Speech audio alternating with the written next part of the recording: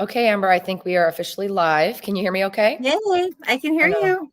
I don't like that we're not in the same room. We always like to I be know. buddying I up to like to each rub other. shoulders, feel your Yeah. energy, but no, not Yeah. today. It's okay though. It's okay. We got several people that have been waiting for us to go live this morning, and I think it's because we're going to be talking about a pretty hot topic on how can you buy a house with no income. That is a little bit of a clickbaity title, so I felt a little strange about doing it that way because we don't do clickbait. We try to really be direct and be bring in the hope. But it is kind of cool because we were having some conversations in the last week about all the stuff going on in the market. A cool opportunity for a specific type of buyer. So I'm really stoked. But before we get into that, let's let a few people come online. I see people popping in now. Hello, everybody who's here already. If you're watching this on a replay, be sure to, comment anyway. Let us know what you thought. If you have questions, please do that as well. We will always be returning to the comments after we go live, and we can try to answer them in the next live, or we'll do a video about it if it's a good enough comment. Or question. While we are chatting today, I want to just let everybody know that this video is for you. So we do live streams once a week. This is my amazing friend Amber Coleman from Guild Mortgage. I'm Lacey, Hi. Las Vegas gal. Hello. And we're here really just on a Monday morning this morning to just bring you kind of an update, talk to you a little bit about this awesome opportunity for a certain type of buyer that we're going to discuss in a few minutes. But more so than ever, we're just here for you. We want to answer your questions. So if you've got questions you've been, sitting on all weekend, or something comes up from what we're talking about, drop it in the comments below. We're going to have a specific question and answer section at the very end. And then we'll get this party started. What do you think, Amber? I think it's a good party. Let's do it. All right. Thank you to everybody who's joining us. Please make sure you drop a comment. Let us know where you're watching from. Love seeing you guys as always. All right, Amber, let's talk about what happened in the last week. I know we go live every week, and I know sometimes it feels like we're saying the same thing, but different people tune in at different times, and things are literally changing minute to minute these days. Daily right now. Like Right. I almost have to I almost feel like a stockbroker right now, where you have all your screens that have all the different analysts the on matrix it behind you. Yeah. Yeah, it's hourly right now what's happening. I mean, any news that's released, anytime a Fed member speaks, the market goes crazy. Anytime really any reports are out, the market goes crazy because it all leads to inflationary stuff. So our rates go crazy with it. But I always say the higher we get, the faster it's going to fall down too. Yeah, so it better, I'll tell you that. And while you're on that climb, it's a good opportunity, to work on that fear from the seller too. So yeah. I love it. Yeah. So we are seeing, a lot of people are assuming that lowering the cost of houses is going to fix the quote issue that's happening right now. A lot of people say, oh, the crash is coming. When house prices fall and crash down to the ground, everything will be better, and I'll be able to get a deal. And, there's a lot of people that are rooting for, I think, the wrong thing, because house prices going down is only one component of the issue. Our house prices are still, even with everything going on, stable for the most part. They're definitely listing prices are coming down, but the values have not dipped a ton because there are still opportunities, for buyers out there, right? But let's talk about what happened in the last week. I know that the most recent inflation numbers came out. Is that right? Yeah, I mean, and basically inflation doesn't look like it's been calmed down by what the Feds are doing. But if you really look at it, like when the Feds make moves like that, it takes time for it to hit. Like it takes time for it to hit. So I don't know why we would have expected it to move that fast, but I mean, I think we all just kind of want to get over the pain and be done with it, when it's probably going to take a little bit longer. But yeah, the inflation numbers came out, and basically inflation hasn't really done anything since the Feds have started making their moves on raising rates over the last 10 months now. And so many people assume, oh, rates are high, nobody's buying, but that's not the reality. We actually still have quite a few people buying homes right now. There is. There's people who are first-time home buyers who maybe couldn't get into the market last year because of how crazy things were and how competitive it was. There's people who are investors who are very keen on pulling their money out of the stock market, which is a little more unpredictable than housing, and putting it into something that's like a solid asset, like a home that they know, regardless of what happens in the next 2 years, 5 years, whatever, everybody needs a place to live at some point in time. It can't continue to be as messed up as I think it has been. So it's just been really interesting to see the types of buyers that are on the market. And, with the inflation numbers, and we know that the next Fed meeting coming up on the 2nd, there's probably going to be another bump in rate. So everything is still going to continue as to kind of status quo. I wanted to maybe spend some time today talking about the special types of buyers that we've been seeing come through in the last couple of weeks. Yes, let's do it. All right. I hear your team's coming into the office. Is everybody getting ready for the Monday I morning I know morning huddle? I probably need to close my door. They're all You're coming good. in I on love it. Monday Tell them to morning. come say hi on the live stream. Let's talk about it. I know that, we know things aren't going to be changing. We don't believe anytime soon in terms of rates. We don't want that to discourage people from buying. So there's a specific type of buyer that we've been actually seeing a lot of in the A last lot couple of of. weeks. That I'm actually really surprised by. I don't know why I'm surprised by it. Talk to me about that buyer. Well, in markets like this, it seems like if you couldn't get into something before, then this is Mhm. the time that you strike right now, right? So, Yep. and I can give you a few examples of the different files that we've had like this that where they didn't have income. So I had one Yeah. client that was self-employed. He wrote off everything, so he didn't have any income coming in. He had some retirement income showing, but he had a lot of assets. So he had a lot in Mhm. the stocks, a lot in just different types of assets, right? So we were able to do a pretty aggressive asset-based program to be able to come up with his income from the assets that he had without him Mhm. bringing in income to qualify, to be able to qualify him that way. So that was pretty fun to do that. Well, Um, let me ask about that though, because I don't know that a lot of people who don't work for themselves realize and understand that yes, income is still coming, but it doesn't mean it's on an actual pay stub, right? And I think that that's so many people think I have to have a paycheck stub in order to buy a house, or I have to have $1 million to put down, or 20% down, which is like the biggest misnomer of all, right? So this is business owner. That's one example, right? Works for themselves, right? mhm. Maybe a hustle person, someone who's making 1099 person, not somebody who actually is getting a paycheck from a company, correct? Or even their own company. Yeah, and a lot of times as a business owner, you take a lot of expenses through your business, right? So I know I do. Oh my God. yeah, so there's other ways too, like bank statement programs, but I know that's a different subject, so we could talk about that later because today it was Right. about no income. So this Yes. person had no income and was able to get the loan based on putting down. So in these types of loans, they do require more down payment, Sure. on them. But you're qualifying based on the assets that are in your bank. So it was a really cool program. The other one that I had a lady that was buying a house, couldn't really show, she couldn't qualify. She was already denied by another lender, I think even Hmm. two other lenders Yep. before, and came to me and I said, hey, there's a program out there where if you're going to do this as an investment property, and she was buying it for business purposes, so it Hmm. fit, right? Perfect. So I said, if you're going to do it as an investment property, you can basically do the loan. We don't put any income on the application. The only income that's showing is the rent that is received from that house that you're purchasing. So So it's like you're guessing or guesstimating based on the market, based on a lease that you can put together, or looking at what could be made on that market as on that house in the market as a rental. And you're upfront saying, hey, I don't make any money now, but it's going to make money as soon as I close and I get someone into it. yeah, yeah. Well, not only that, you're not just guessing. We're going to order an appraisal. The appraisal is going to pull the market comparisons for the area for Right. rents, right? Right. You can even have the appraiser pull short-term rents, which are higher than a Right. normal rent, right? Wow. And that's the income that we're going to use to qualify them for that payment. Awesome. So, you're able to do that. Those ones require a little bit more money down too. Hmm. But I've had multiple people walk in like this. I just had another one last week that contacted me and said, they were in process with another lender. They got denied because she was getting paid under the table on her job, Right. but had a lot of assets.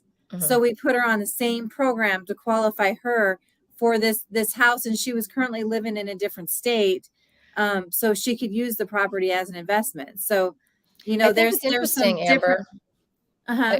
I didn't mean to interrupt you, but I just think it's interesting because, this is over and over again, this happens with us where someone comes to you because they've been denied by another lender. That's, if not multiples.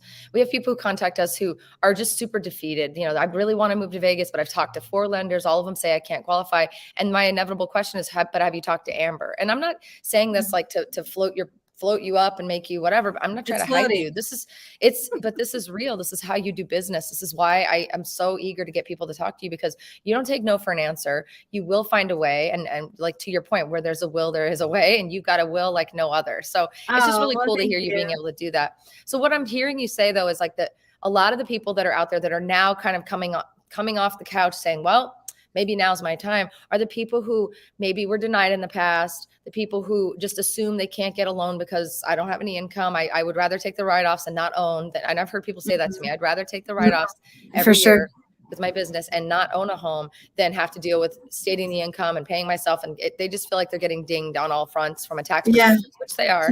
And so there's really an opportunity. Are there opportunities for people to do this for a home that they're going to live in, not just investment? If it's asset based. So then when this happened last week, I even called some of the reps that I deal with on these. They're called non-QM loans. So basically loans that don't fit into like conventional FHA, VA, like what we usually talk about. Awesome. And I called one of the reps and I said, how's business right now? Because everybody's lower than normal. And he said, I'm grateful, but business is more than it's ever been before. Wow. So a lot of people that can't, like when you're seeing people that are buying, I think it's people that are getting afraid of the stock market, right? Right. Because they want the to pull stock their money market's out of very something. volatile. So they're going to put it into a house, but because their income has always come from stock market type of things or self-employed entrepreneurish type of things where you're not really showing it on taxes, it's a safer bet to put it in a house and collect a high rent on that house because of inflation, where you're going to gain it monthly, on owning the house monthly. So to be able to see that in people that are really thinking outside the box right now. And I'm telling you, within the last couple weeks, there's been 5 that I've put on these types of programs. Right. And when you're doing it owner occupied, if you have the assets to make it more of an asset program. So there was one program that if you have the assets to pay cash for the house, then you could do the loan without showing any income. Oh, wow. I know that's a lot of cash, and that's only for a specific borrower. But the first one that I told you about, that he had the assets in his bank, and we just did an asset-based calculation for his income, that was owner occupied. That's awesome. So we didn't show any other income other than what came off his assets. That's amazing. It's so cool to see, the unique buyers kind of out there back on the market. It definitely makes our end of the job a little bit harder to do a little bit more work, but it's creative and it gives us a chance to really kind of bring new hope. Anytime there's a new unique buyer, it's, maybe there's more of this person out there. Let's make sure we tell the world, you know what I mean? So it's been kind of cool seeing that. I think the other thing that I've been seeing and hearing a lot of, which just backs up exactly what you just said, is I've had a lot of people reach out to me saying, I wasn't going to buy. I don't want to buy. I'm not going to move. I got to put my money somewhere, because to your point before, they are getting so nervous about what's happening with, they're worried about the crash being everywhere, not just a housing crash. Right. And to your point before, housing is a safe bet and where to put your money. But it's just so interesting to me to hear people say, I'm just going to pull all these stocks out. I just need to throw it into a house, tell me what to do. And they really help us. They let us help them. Let us help them create that dream and do it. And it's been great. I mean, I can see their point for wanting to pull out of the volatile stock market right now, where you never know the next dip, what's going to happen and how much you're going to lose, especially if it's a substantial amount, and put it in a long-term thing where people, they know they're going to get renters in a house because everybody needs security, right? Like everybody needs a roof over your head. So they know they're going to get renters. And with inflation right now, if you're a landlord, you're being able to charge some pretty high rents out there. Yeah. And that's not going down anytime soon. It's absolutely not going down anytime soon. One of the things we've been talking to people about, a lot of people find us through the YouTube channel from some videos I did a couple years ago about Airbnb rules. A lot of people are talking about Airbnb. And now that the word is out that Airbnb is, quote, allowed in Las Vegas, I'm using air quotes for a reason, because there's a lot of rules and regulations that kind of make it almost impossible. Stay tuned, more videos coming. But a lot of people find us that way. And when we get them on the phone and they realize, they can do something like this. They can pool their assets. They don't have to have income. They don't care about literally don't care about what the market rates are right now, because they know they can refinance it in a year, 6 months, whatever that looks like. All they care about is putting their money in a safe space. It's just so cool to see people kind of being smarter about this experience, and they coming to us with all of that, layering these awesome programs that can let you pretend to be a cash buyer or whatever, or these programs that are asset only programs, or first time home buyer plus free grants. Plus, I just love seeing people stack up the sandwich of what they can take advantage of right now. And I think as long as people keep the mindset that I'm going to marry the house and date the rate, and I can just swap that rate out at any given time. And I can also lean heavily, to our point before, on sellers giving back, buying my rate down, paying my closing costs, lenders saying no, then bringing them to you, and then us saying, well, let us go back to that builder who we have a better relationship with, and now we're going to get more than they would have even gotten. Just things like that have been really interesting to see. It is really interesting to see, like what's happening right now, because there is a lot of people getting the no. Don't take the no. There's always a different way, and that's what people are finding right now. I mean, all of these people that we were able to put on these programs were a previous no from somebody else. They couldn't figure it out. They couldn't do it. Yep. But there's always a market within a market. There's always a way to be able to make things work. There's I guess if there's a will, there's a way, right? Yep. So if it's something that you really want, then let's just find the way to make it work. Yeah. So I guess, if you've been told no, or you've told yourself no, the bottom line is click the link in the pinned comment or the description, contact our team. Let's let Amber put a plan together for you. Do you have no income, but you have some down payment? Did you sell a house, but don't want to buy yet because you think the rates are too high and you're not really sure what to do? Let us help you structure what you should do. I've seen Amber turn people from wanting to just own one home and be done with it into multi-investment homeowners within 3 months. It's just That's been really so incredible to fun, see too. what we've been doing. And it's really all thanks to you, because you're a creative thinker, because you don't take no for an answer. And it is possible, to your point, to buy a house with no income, right? It is. I'm doing them right now. I've closed them this year as well, but like right now, it seems like that seems to be the hot point right now, is Right. people that People couldn't who do are it moving their before. money, they have assets, right? Uh-huh. Yeah. And like people that don't want to have it in the stock market right now. You want a safer bet, and the safer bet's always going to be housing. So it's kind of an investor type of way to look at things. Investor, but you can also do it for if you want to live there too. So I just love that it's not one side or the other. I love that, if I'm somebody who really wants to buy, but I'm working for myself, I've taken that really nice, write off every year, but that sucks because now I don't have enough income. There is a way to go about it. And these aren't the only loans, right? These no income loans or the asset-based loans are not the only ones that you're working with right now, but they're the ones that have been pretty hot and heavy the last couple of weeks. They've been pretty hot and heavy. Yeah. The last couple of weeks. But no, they're not the only ones that are out there. When you're looking at the non-QM world, it's the out of the box world. It's the world. What's the world we love, right? Give me an example of some more non-QM type loans. Give me like 2 more. Well, like bank statement loans are non-QM loans. So somebody is self-employed. They don't show their money on their tax returns. They can't do a regular loan. So they give 12 to 24 months bank statements. You can even do less than that. But to get the better like rates and stuff, you're going to do 12 to 24 months of bank statements. And we calculate your income based on the amount of deposits that you put into your bank.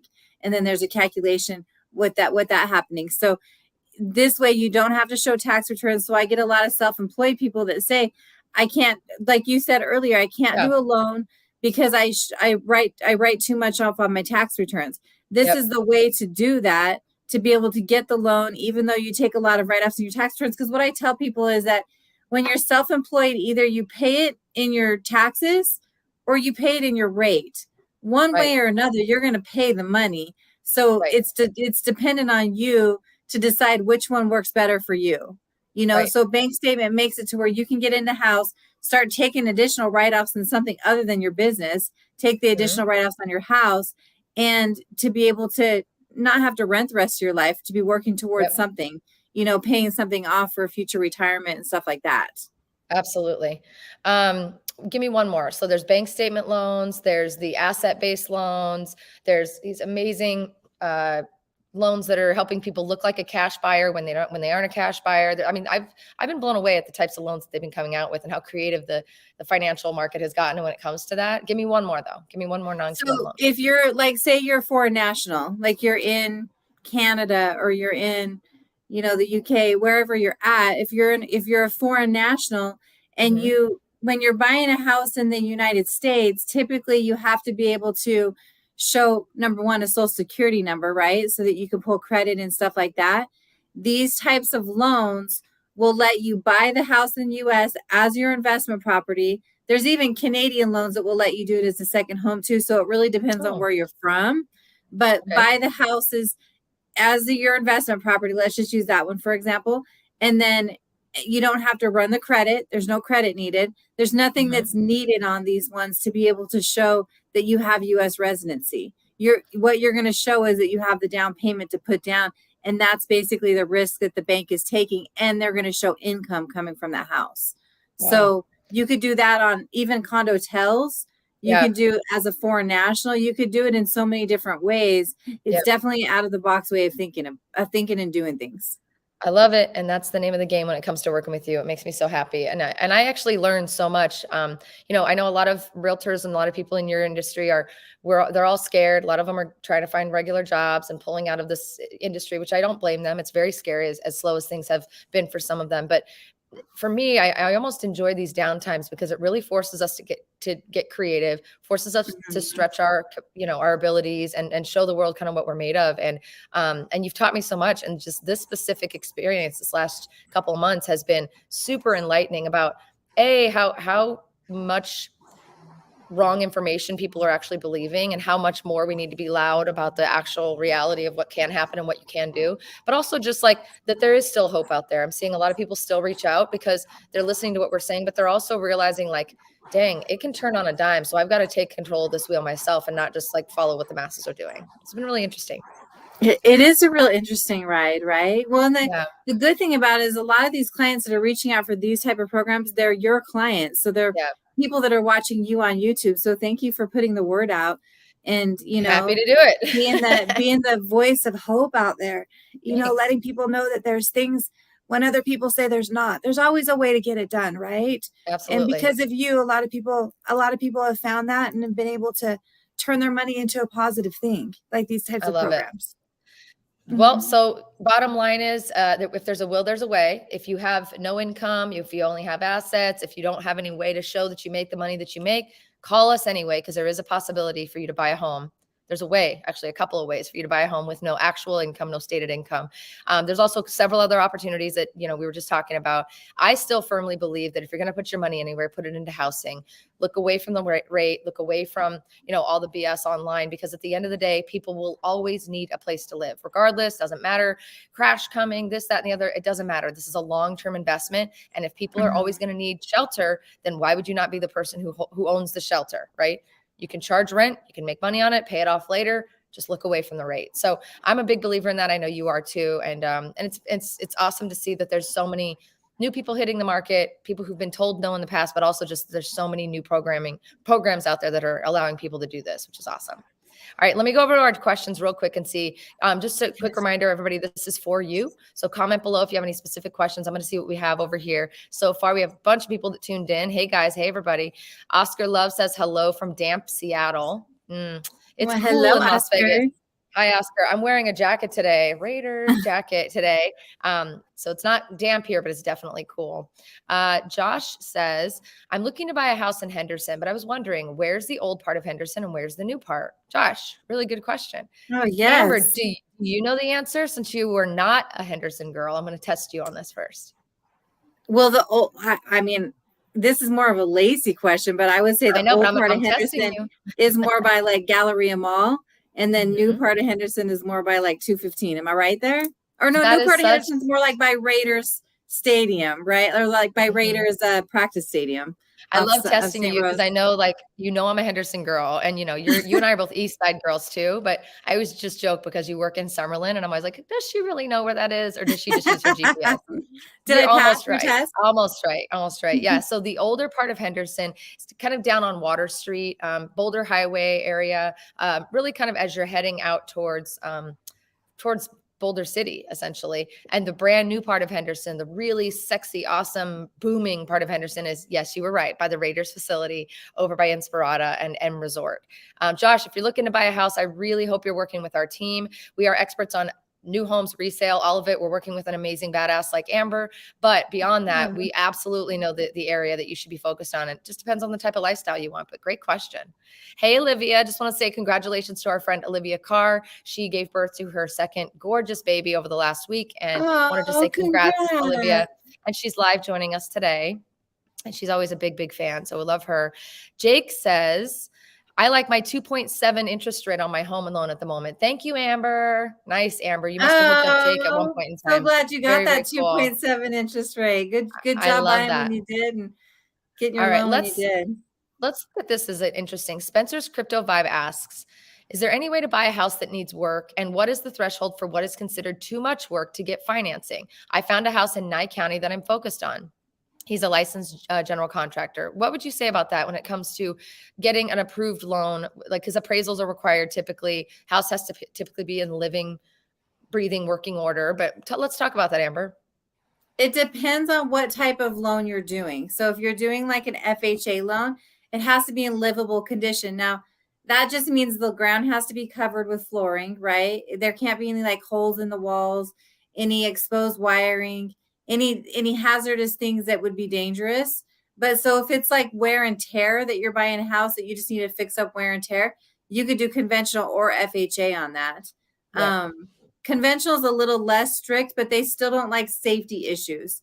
So like a lot of times I've seen pools are an issue. Like if a pool's empty, a lot of times you'll have to, fill it up or cover it so that it's not a Oh, safety issue, because the bank doesn't want to be caught with something happening, something horrible right. happening, and then there's a safety problem, and they might be held liable because they lent with it on that. So Awesome. so if it depends on if you have to like if it's a real rehab where you're going to walk into it and it's pretty Like a gut stripped job. inside Yeah. with flooring and stuff like that, then let's look at a rehab loan. There are rehab loans that you could do. So it really depends on the actual condition of the house, what's Mhm. in it, and then we can decide what type of loan there is for you. But I think there's a loan for any of that. Yeah, so I mean, that's what you may not have known. Spencer may not have known is that there actually are loans that support those types of homes. They come Yeah. a little bit differently structured. May not be what you want, but it may help you reframe kind of how you're looking at homes. May open you up to more opportunity now that you know. That's great. That's good news. Good question, Spencer's crypto vibe. I love that. Yeah. SoCal to Vegas. SoCal to Vegas says bank statement loans are great, but they're way more expensive. I paid almost 2 points over normal loan. That's absolutely right. They definitely are more expensive, but those bank statement loans are available for a specific type of buyer, someone who could not maybe get financed in a more traditional way, which would not cost them more points. What can you say more about the bank statement loans? They are more expensive, but then the other, I mean, you kind of got to weigh your options, right? The Yep. way to get it, if you're self-employed, you're not showing any income on your taxes, but you're actually making income. The bank statement loan offers you the ability to be able to get a house. So then again, you have those other benefits, tax write-offs, a roof Hmm. over your head that you own yourself. So they are more expensive, but you kind of have to expect it because they're looking outside the box to be able to get the loan for you. So it gets the Absolutely. job done. It still gets you the benefits of being a homeowner, but you do have to pay more, or you're paying in taxes. So I've talked to other self-employed people that are doing bank statement loans, and they said, I've Hmm. done the math, and this isn't for everybody, but from what these certain people have told me is that they've done the math and it's cheaper for them to do the higher bank statement loan where Right. you're paying more and your rates more too, than to pay more in your taxes every year. Right. So you kind of have to do the math and say, here's the payment on this, here's the fees on this, here's what I have to pay in taxes if I do my taxes a different way. So, I love that. Yeah. mhm.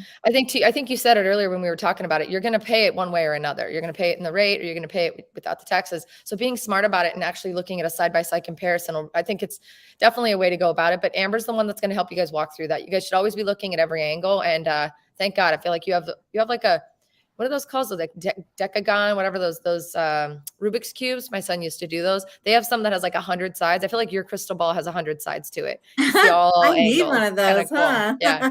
I love Oh, that. thank you. Taryn says, I'm loving the information you ladies are passing along. Thank you, Taryn. Appreciate Oh, you thanks, watching. Taryn. Let's see. Isaac Rodriguez says, can an FHA loan give a better chance for a person who is a first-time home buyer and self-employed who makes around $25,000 annually? Can an FHA loan give a better chance to a person who is self-employed who makes about 25K annually? At FHA loans a great option. The only thing with FHA loans, you have to fit within a specific debt ratio. Right. So if your income is 25,000 annually, your amount that you could qualify is going to be a lot lower. So Hmm. then we'd have to see what are your needs with the house and Right. then weigh it between FHA. The benefits of FHA though is it's lesser down payment. They Hmm. do have really good first time home buyer grants and stuff that you can add to it. But because you have to fit into that debt to income ratio, if your income isn't all showing on your tax returns, you might have a hard time with that part. Got it. That's awesome. Good question. Thanks, Isaac. If you need more information, Isaac, Amber and I, we can set up a phone call. She can do a one-on-one with you to talk specifically about your needs. There may be other angles you're not considering. Again, she's got that crystal ball that's got all those angles. So make sure you reach out. I want to just also pause for a minute before I move on, because there's a couple of additional questions I see here. Amber, can we remind everybody that you don't just focus on Las Vegas and in Nevada? Let's talk about the states that you do serve from a loan perspective, because I know that, a lot of people have been grateful to know that you can actually help them move in or out of Las Vegas and help them represent them on both sides of it, sometimes, depending. Yeah, I mean, well, and sometimes people want to buy second homes, all kinds of different stuff. But Utah, Idaho, other outside of Nevada, Utah, Idaho, Oklahoma. My team is also licensed in Arizona, California, and we're working on other states. So pretty much anything that butts up to Nevada, we got you. And further than that, I mean, Oklahoma is pretty far out there, but yeah, no, I think that's great. And that's good for people to know, because, I think a lot of people just assume we're always just talking about Nevada. And for my team right now, I have very tight connections with a lot of agents that I can recommend you work with in other states while we figure out if we're going to get licensed there or not. But Amber, thank goodness, is covered. So if you're buying a second home, you're selling a home, you want to just talk to someone, if you live in any of those states or are looking at those, Amber is your girl. All right, let's go down here. Thank you. All right. Woo Eats said, can a vet pull out additional loan from the current VA loan in California to buy another property in Nevada, but have a family member like in-laws stay in it for the meantime? You asked such good questions. Thank you, Woo. Yeah, it's very good. Okay, so VA loan is primary residence. So what a lot of veterans don't know is you can do 2 loans depending on how much you took out of your first loan. Right. So there's a limit of how much you can take out, but you can combine that within 2 loans. But you have to be living in the house. So let's say you bought your first house and then you just in California, since that's what you said, and you decided to move to Vegas. Since you're going to be living in the new house, you can rent out your current house depending on the time frame you live there. They don't like you to do like buy a house 2 months from now and then move. But if you've lived there for a year or over a year, you should be good. And then buy a new house in Las Vegas, you can do that, but you can't buy a house for your family members to live in. You'd have to do a different type of loan for that. You would actually have to be living there as the veteran. That's a really good point. That made sense to me, but I also want to remind you to just mention that we do have those friends and or family loans. Don't we have the family opportunity loans or something that's out there? Yeah, that's a conventional loan. So if you like, let's say you're buying a house for your parents to live in Las Vegas, right? There's what's called a family opportunity loan where you can buy the house as a primary residence, putting down 5% down, and still do the loan, but you can't do the VA for that. But that's still a really good program where you only have to put 5% down to be able to do it. And then, qualify in that type of loan. So looking at a different type of loan other than VA, unless there's a chance that you're going to be living in the house 51% of the time. So let's talk and go over all the options and see where you're at. I love it. Once again, always has a yes. There's always a way. Where there's a will, where there's an Amber, there's a way, is what I like to say. That's going to be our new saying. I don't see any other questions below. I just want to remind everybody, we do live streams once a week. I'm doing them probably more than once a week, but with Amber specifically about real estate, once a week. So if you ever have questions, please pop on, join us. Be sure to subscribe to our channels wherever you're watching us from. I see a few people on YouTube. I'm seeing a few people from Facebook. We're broadcasting everywhere. We want to be here for you. We want to answer your questions. And we're just trying to bring hope. The bottom line is there's darkness out there when it comes to everything going on in the world. And we want to be the ones that shed some light and bring some hope. With the people who are saying housing is not a good investment and don't put your money into housing, it's just going to crash. They're not looking at the long-term investment opportunity. They're not looking at the entire reason why buying a home would maybe make the most sense. So we want to be sure to make sure you're listening to people who have seen others invest. We've helped other people invest, and we've invested ourselves. We know that if someone's going to always need a place to live, then maybe buying that type of asset is what's going to be a good idea for you to park your money. So we really appreciate you guys tuning in. Amber, as always, you bring the wisdom. I'm just the fluff today. I didn't have much to bring except for putting you on camera and answering. Oh my goodness, you always have a ton to bring, you little cutie. No. Well, thank you. No. Thank you. I meant today is about you, and I love that because you're bringing so much knowledge to the forefront. So we're here bringing you hope once a week. Please subscribe immediately. Make sure you drop a comment in the description in the comment box and let us know where you watched us from today. And if you have any other questions, and we'll bring them into our next live stream next week. How about that, Amber? Love it. Love it. Let's keep doing it. Thanks for bringing the light, Lacey. Sorry we couldn't do it in person today, but we will do it again soon. And we'll see you soon, guys. Thanks again. Bye, Amber. Bye. Thank you.